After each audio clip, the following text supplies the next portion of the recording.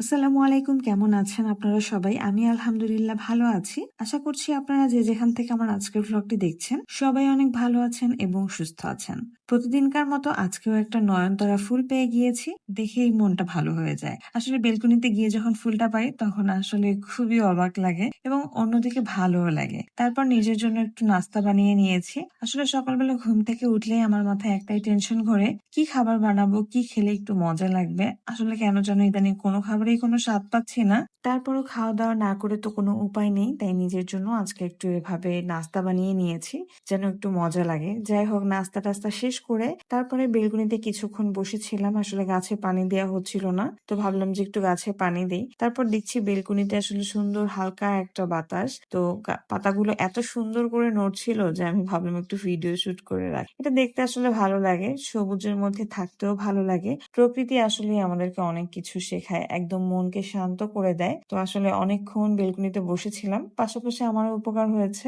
একটু রোদে বসা হলো। আদারওয়াইজ রোদে বসা হয় না, শরীর হাত পা ব্যথা থাকে, তো আমার জন্য একটু উপকার হলো। আর প্রকৃতির মাঝখানেও থাকলাম, গাছেও পানি দেয়া হলো। তারপর অনেক তো বিশ্রাম হলো, ভাবলাম একটু যাই রান্না বান্না করি। আজকে ২ রকমের শাক ভাজি করা হয়েছে।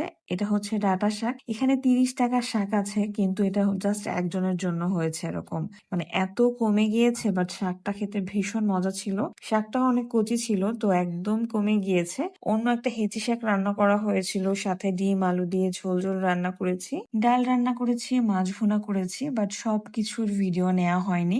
আমার আসলে খেয়ালই থাকে না, রান্না বান্না করতে গেলে আসলে মনে থাকে না যে একটু নিয়ম করে ভিডিও করব।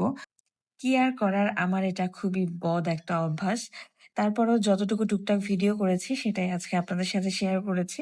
আসলে আজকে প্রত্যেকটা খাবারে অনেক মজা ছিল। এই যে ডিম দিয়ে আলু দিয়ে অনেকদিন পর রান্না করা হয়েছে, এটা খেতেও অনেক মজা লেগেছে এবং শাকটা তো একদম অমৃত ছিল।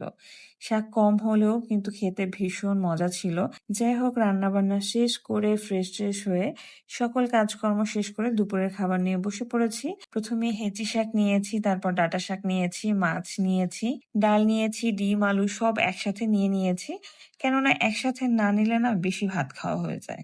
আর বেশি ভাত খেয়ে তো পরবর্তীতে, যাই হোক বাকিটা আর বললামই না। তো যেহেতু কম ভাত খেতে চাচ্ছি, এই জন্যই হচ্ছে একটা প্লেটের মধ্যে সব ধরনের সবজি একটু একটু করে একদম গুছিয়ে নিয়েছি। তারপর হচ্ছে আরাম করে আয়েশ করে দুপুরের খাবারটা খাচ্ছি।